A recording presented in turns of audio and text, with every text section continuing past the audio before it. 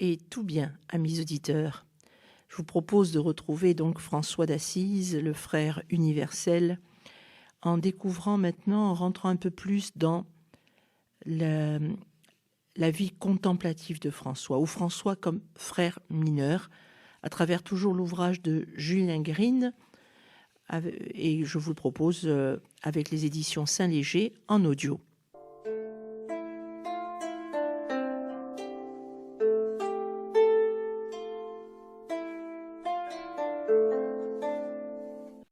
Quatrième partie. Dieu seul. François, frère mineur. Les décisions papales et épiscopales touchant la fraternité avaient réduit son fondateur au rang le plus modeste. Lui-même en avait exprimé le désir. Il n'était plus que frère mineur parmi des milliers d'autres, mais son rayonnement demeurait le même, et comment l'eût-il caché? Toute son humilité n'y pouvait rien. Il ne commandait plus, mais il restait le frère vers qui montait l'amour de la multitude. Il avait beau se faire petit, son rayonnement le trahissait. Une histoire charmante nous le montre sous son aspect qui le rendait si nécessaire à tous. Un frère était tourmenté par le désir de posséder un psautier à lui et s'en ouvrit à frère François. Le supérieur n'y était pas opposé, mais le jeune frère voulait le tenir de François lui-même. Il tombait mal. François n'aimait pas qu'on fût contaminé par l'amour des livres. Il fallait laisser cela aux savants, au clergé, et aux ordres à bibliothèque, comme les bénédictins. Un vrai frère mineur n'avait que faire d'un livre personnel. Suffisait à tous l'évangile de la communauté dont on donnait lecture à heure fixe. Mais le jeune frère revenait à la charge. Un jour qu'il était assis près du feu avec François, il risqua de nouveau sa demande. François bougonna. « Un psautier d'abord, et ensuite il te faudra un bréviaire. Et après cela, tu t'assoiras dans une chaire et tu diras « Frère, va me chercher mon bréviaire !» Et par un de ces gestes inattendus qui le caractérisaient, il saisit une poignée de cendre froide, en frotta le crâne du jeune frère et s'écria en riant « Un bréviaire! Un bréviaire! Voilà le bréviaire !» Et le garçon se retira tout honteux. Mais le récit ne s'arrête pas là. Quelques mois plus tard, François rencontra sur une route le frère aux instincts de bibliophile. Le croira-t-on? Il reparla de son psautier et de la permission du ministre. Cette fois, François l'envoya promener. « Va et fais ce que ton ministre te dira. » Le frère s'en alla, laissant François seul sur la route, un François perplexe, et qui tout à coup cria « Attends, frère, attends !» L'ayant rejoint, il lui demanda d'aller avec lui à l'endroit où la première fois il avait été question du psautier. Arrivé là, François se mit à genoux devant le frère et lui demanda pardon. « Mea culpa » dit-il.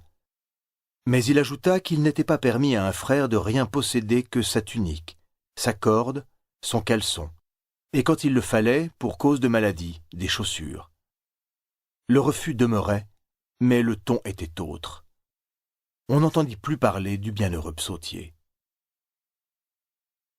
À mesure qu'on avance dans l'histoire de François, sa tendance à nous échapper se confirme. Sa simplicité même le dérobe à notre désir de le comprendre. On songe à ces creux de rochers où il allait parfois chercher refuge à des hauteurs vertigineuses. Ses réactions sont déconcertantes, et jusqu'à la fin, il restera l'homme des contrastes. On le suit comme on peut. L'installation d'une bibliothèque franciscaine à Bologne le met en rage.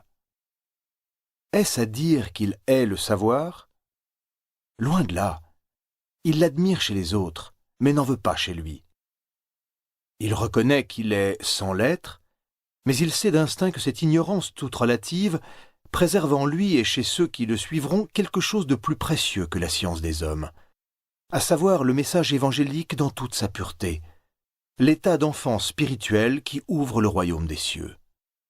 Comme saint Paul, il ne sait que le Christ, supérieur à toute science humaine. Cet amour du non-savoir est d'autant plus remarquable qu'il se manifeste dans une Europe en pleine évolution intellectuelle. L'université de Bologne est la plus ancienne et la plus réputée, mais d'autres voient le jour en cette année 1222. Frédéric II fonde l'université de Naples et l'école de médecine de Salerne. Il fait traduire Avicenne et Averroès et d'autres textes islamiques sur l'astronomie, l'anatomie et la médecine générale. C'était le premier essai de rapport sérieux entre le monde chrétien et l'islam. Un effort analogue de compréhension avait lieu avec les Juifs de Cordoue et de Séville. En Italie, après Naples, se fonde l'université de Padoue. Les institutions savantes se multiplient. Tout peut en sortir. C'est entre leurs murs qu'auront lieu les débats théologiques qui jadis se déroulaient sur la place et dans les rues. François n'est pas long à flairer le danger de la scolastique. Dans les vastes mouvements d'idées qui remuent la société, il reste à part, fidèle à sa vocation de charité, seul. Qu'est-il au juste? On le regarde et on l'écoute avec étonnement. D'où vient que sa voix apporte la joie dans le cœur le plus troublé? Son sourire est celui-là même de l'amour.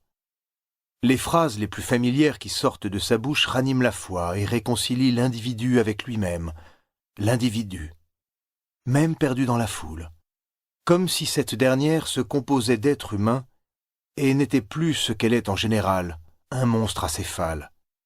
On est tenté de dire, comme on le faisait du Christ, que jamais personne n'a parlé comme lui. Il a ceci de particulier que dans la foule infiniment diverse des êtres qu'il observe, il est simplement l'homme tel que Dieu le voulait.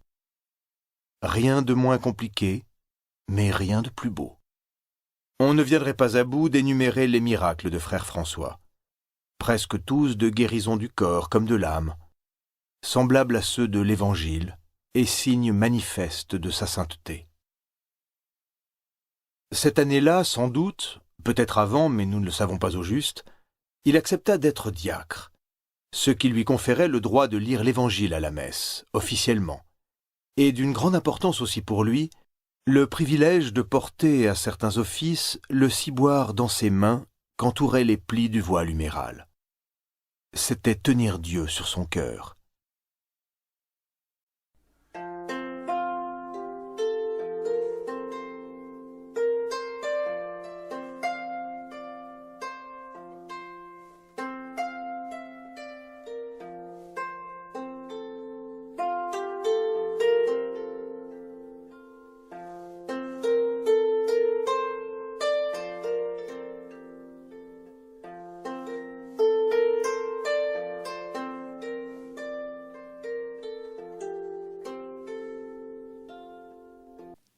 Alors, amis auditeurs, nous allons mieux comprendre à travers le sermon à Bologne. Ce sera pour notre prochaine émission. Restez bien à l'écoute de votre radio chrétienne et surtout, inspirons-nous des saints et plus particulièrement de ce saint extraordinaire qu'est François d'Assise, ce frère universel. Que le Seigneur tourne vers vous son visage, qu'il vous apporte la paix et qu'il vous bénisse.